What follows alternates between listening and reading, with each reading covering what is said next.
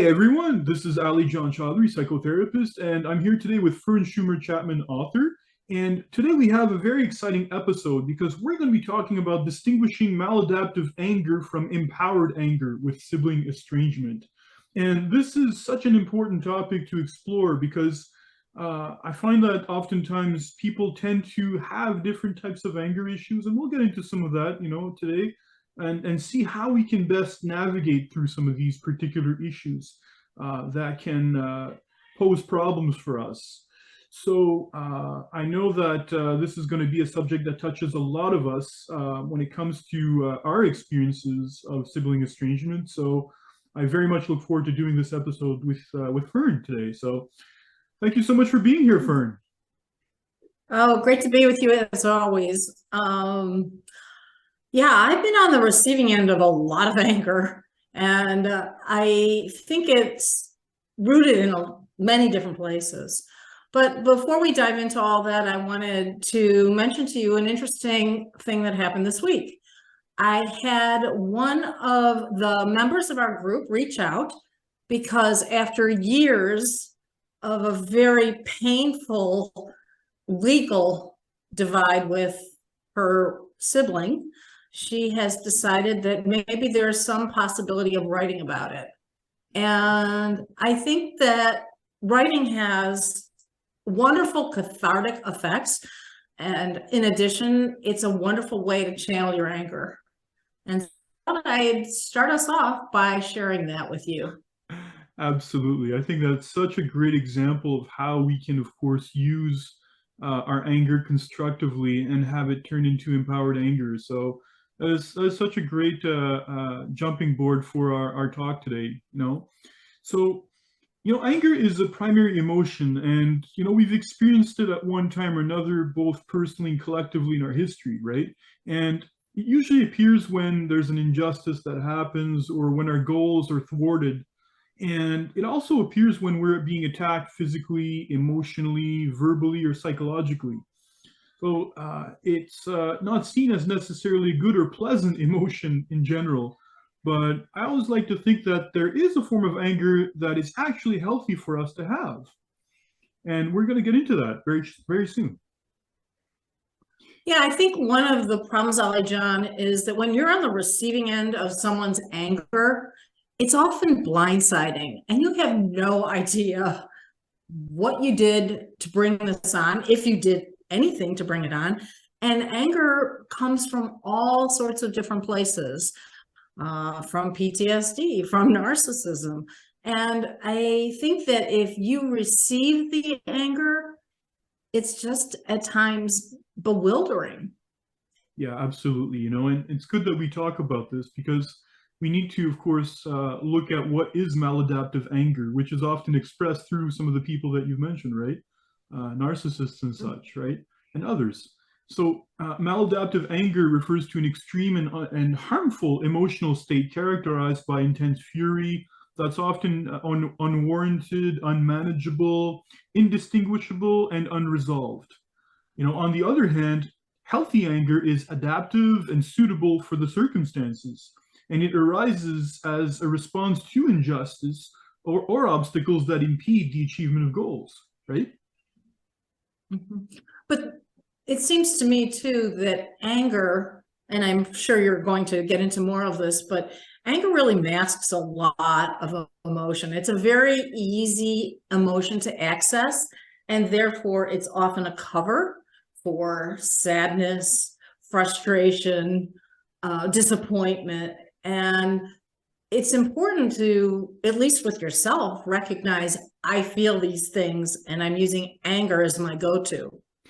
Absolutely. And I think that that's really, really something that's important for us to discuss, and we'll get into some of that too in terms of how to navigate through that.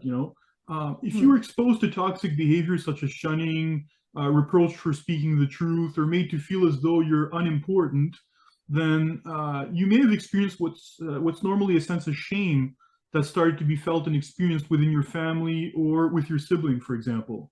Of course, there could be other emotions, but that's usually one of them. And this can transfer into unmet needs over time. And if they're persistently ignored, this can further transmute into anger that can be made manifest in unhealthy ways, into what therapists would normally call a secondary anger. Hmm. Yeah. And one So thing, a secondary anger, can you explain why it's called that? well, secondary anger is often because it tends to mask the Uh, primary maladaptive anger. So the maladaptive anger that's primary is the initial response of a current situation. And what happens is oftentimes there can be a secondary reaction that will almost serve in some ways to protect an individual in some ways from the hurt, from that particular first and primary emotion. So you really kind of have to dig deeper into that to be able to explore what is the root cause of what's been experienced, right? mhm. And this type of reaction that people can have, this secondary type of anger, can be dysregulated, dysfunctional. It can be disproportionate, destructive, and create further problems and complications that are not addressing the actual issue, right? And we can just think of various examples about this where people have like different acting outs, right? And you've mentioned to me just right before the video that you had people come to you, for example, that were like really intense, and you're like, where did this come from, right? Yeah, yeah. And a lot of times they don't know where it comes from because they're not that self-aware, particularly when you're dealing with a narcissist. And PTSD too, takes a long time to understand the triggers well enough to say, oh, this is a trigger and I'm becoming angry because of it or irritable because of it. Mostly people just go through life kind of unaware and often hurting others. Exactly. And that's what you're describing is a type of anger that people start to manifest that is almost omnipresent in some ways and is not dealt with because it's non-directed. It's always there, but it's never necessarily dealt with. So what happens is it turns against the individual, which in turn makes the individual lash out and respond in some ways. So it ends up playing itself out over and over again, But according to emotion-focused therapy theory, what's really interesting is that negative cognitions are considered a secondary occurrence emerging as the result of underlying primary emotions like shame, as we said earlier, right? Fear, for example, is another one, and sadness as well. So it's really interesting when you start to put words to those primary emotions because you're really getting to the heart of the matter in cases like that. And I keep coming back to this, but I think it's so important because I was raised in a home where my mother was a Holocaust refugee and she had severe post-traumatic stress disorder before anybody, A, recognized it, and B, knew how to treat it.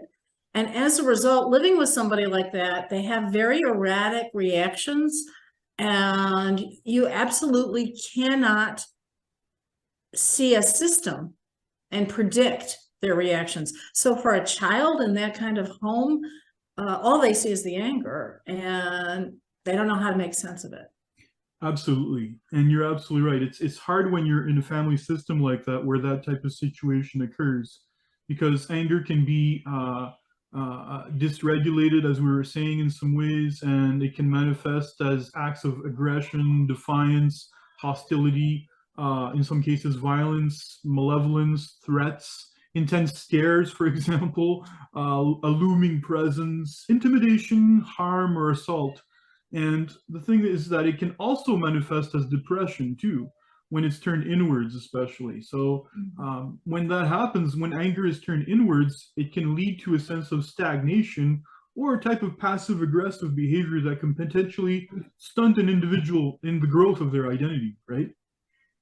Yeah, I was actually thinking while you were talking about passive aggressiveness, because how many times do you feel somebody's anger when they let out one of these overwhelming sighs and throw themselves on the chair? It's like, what happened here? Exactly. And you've perhaps seen that in your own environment or with others in some ways. And I've also seen this with people that are angry and hostile, for example, in online estrangement forums, and Oh it's yeah. yeah, and you see this in some communities, and I try for our community not to be like that, but there's other communities where that's that proliferates itself, you know, and it's almost as if their anger is left to its own device. They're hostile in their responses and they're quick to react, you know. And I often find that situations tend to reoccur with people over and over again when they're triggered, precisely because they haven't dealt with their issues in a healthy way, right? Well, and there's another piece to this when you're talking about the online environment or even a family system. There's a culture where it's accepted. I'm grateful to you and the administrators of our page because they do stop it. But there are a lot of places, whether it's at a home or online, where you don't see boundaries for this kind of behavior. Exactly. And I think that that's really important that we talk about this, because we need to ask ourselves, like, how does it apply to sibling estrangement and what can we do with it, right? And you're right in the sense that if we don't learn to deal with it, it can manifest in us in different ways. And you know, type of interactions with a sibling can, of course, be difficult, because if there's toxic behaviors involved, it can affect us on various levels. And if it's experienced at a young age, for example, and that in particular family contexts we're not given emotional regulation tools, then there can be an anger culture that can be perpetuated or enabled in a family setting. And this can make it difficult to talk openly and authentically if issues can be brought up without automatically triggering others, right? Right.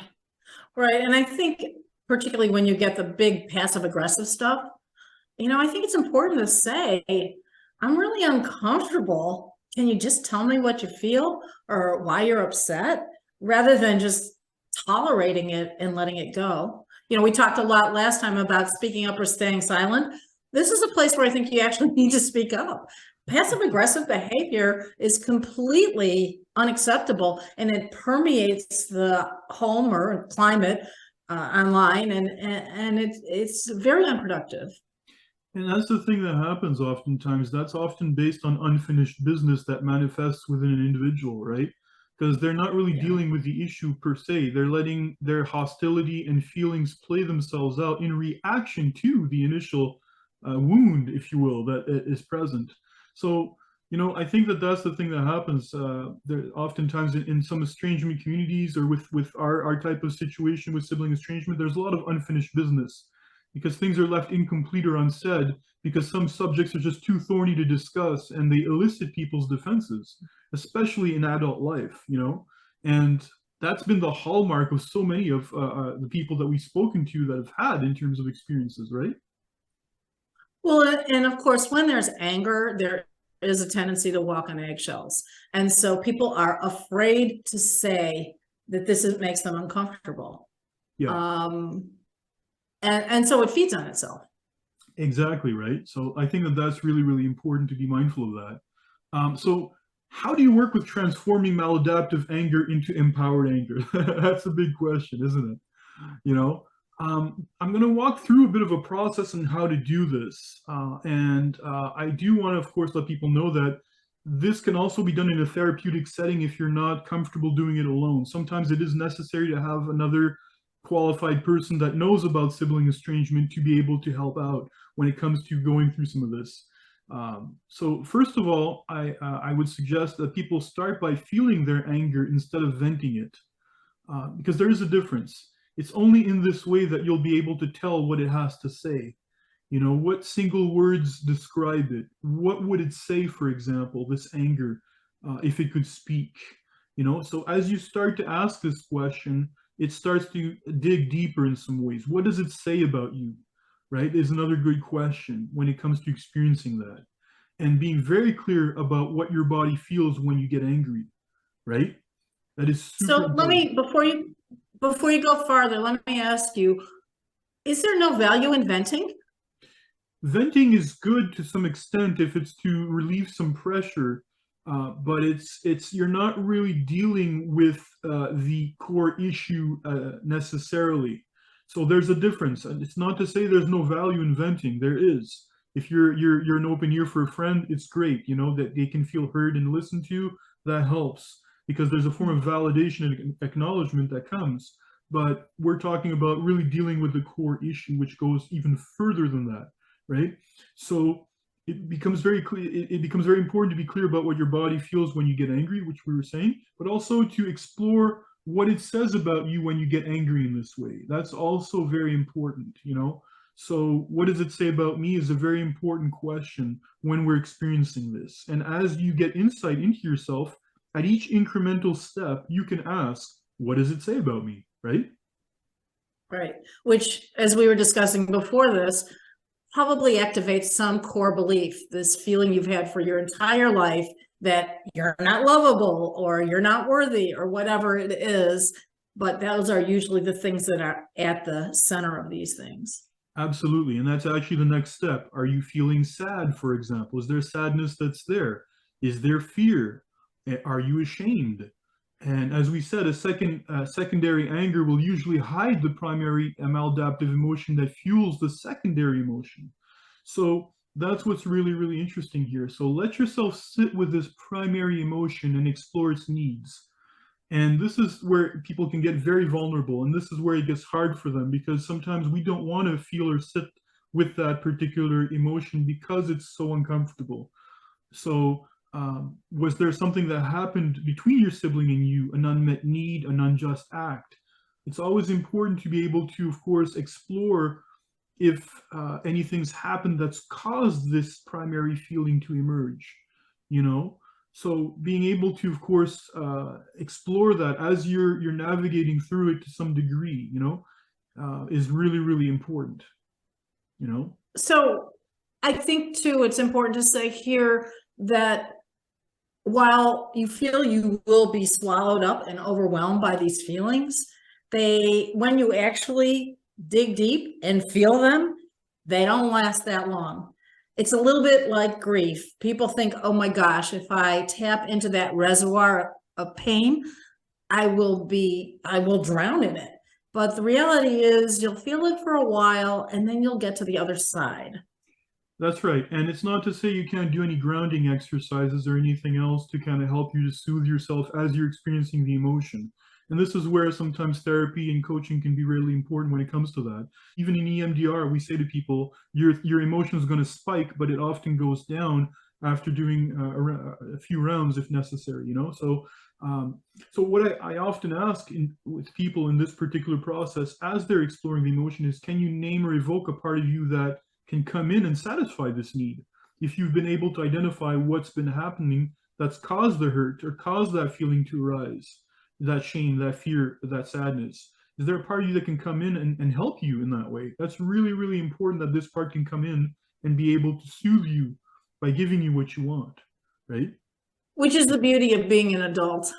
Yeah, right? You can actually address your own needs and you don't have to depend on somebody else to do those things for you. There's lots of value in thinking that way for ourselves, and we don't often do this for ourselves. So this is where it becomes very pivotal, because as you're doing this, then what happens is the anger that you can maybe experience on a secondary level can shift into recognizing what was the unmet need, what is it that happened that caused me to feel the primary feeling, and how in that particular moment there can be a shift towards an empowering anger that can start to happen, you know? And that's where it gets very, very powerful, because all of a sudden you've transmuted an initial reactionary response into something now that's listened and heard and processed the feeling that will from now on cause you to walk forward with empowered anger. Which is why our example at the beginning is so important, because our member of the group felt hurt and shame and anger during this long legal process. But now she's starting to shift into a more productive anger where she wants to write about it and have others benefit from it. It's very cathartic. Exactly. She's gone a full circle, this person, and she's been able to, of course, channel that in a healthy way because she's accessed what she needed to, and to evoke, to be able to, of course, help her to suddenly continue the journey in a much more empowered way rather than in a maladaptive way. So it's very inspiring what this can do to us, because all of a sudden we can start to make decisions that are very healthy and wholesome for ourselves, necessary for us in our healing and such, so important for us to do this, Fern. You're absolutely right, you know. And channeling anger is something you see in people who are disturbed and traumatized by the world around them. And so a great example of channeling anger is Greta Thunberg, who is the climate change activist who has taken all of her rage and tried to make policy or influence Absolutely. policy. Absolutely. Yes, that is a great example of someone that channeled their anger in such a way that it became empowering, right? And that came from a basic need. So when people understand that, then they can see just how powerful that can be, right? We're almost out of time, Fern. So let's just discuss resources. What would be the resource you'd like for us to talk to our viewers about? Well, I think it's important that we let our viewers know that both of us engage in one-on-one coaching or counseling. We offer similar but different services. I'm much more practical, trying to shepherd individuals through the very difficult emotions of sibling estrangement, and I believe you're much more psychological. So I am focused specifically on siblings and sibling estrangement, whereas I think you have a broader template. Yes, I talk about different things, of course, as with regards to sibling estrangement, because this has always been my mission since the beginning. And I've often been wanting to, of course, help people empower themselves and break free of certain patterns, of course. And this is certainly something that we can do within the confines of a therapeutic follow-up, of course. And of course, we can treat mental health conditions as well. If there's any mental health conditions associated to exacerbating the problem, then that's certainly something that I'm trained to be able to help people with as well. But I am, of course, very keen on identifying unhealthy negative patterns that are, of course, dysfunctional and need to be worked on in processing and such, as we've discussed today. This particular process is certainly something that I am trained to do to be able to help people when it comes to that. So we can certainly help people go further when it comes to some of their sibling estrangement issues, you and I. But this is something that I'm trained in, of course, more extensively in the psychological realm when it comes to that. And people can, of course, come to us if they need help when it comes to this, because there's so few resources out there on sibling estrangement, right? Right. Mm-hmm. Well, in my case, it's really much more coaching, and it's based upon the research I've done from the book and my own lived experience. And I look forward to working with anybody who would like to reach out through YouTube or on the page.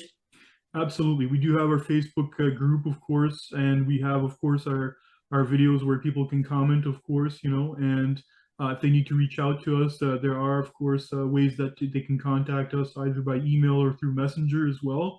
So there's certainly ways for us to, of course, be able to help you out, dear viewers, if you need some help when it comes to sibling estrangement and other underlying issues connected to that. So thank you so much for doing this, Fern. I'm so happy we could, of course, get to the heart of the matter when it comes to this. So happy to have you here. Well, it's always fascinating to be part of the conversation. Absolutely. So thank you again for doing this, and we'll talk again very soon. Great. Thanks. Bye. Okay, take care. Bye-bye.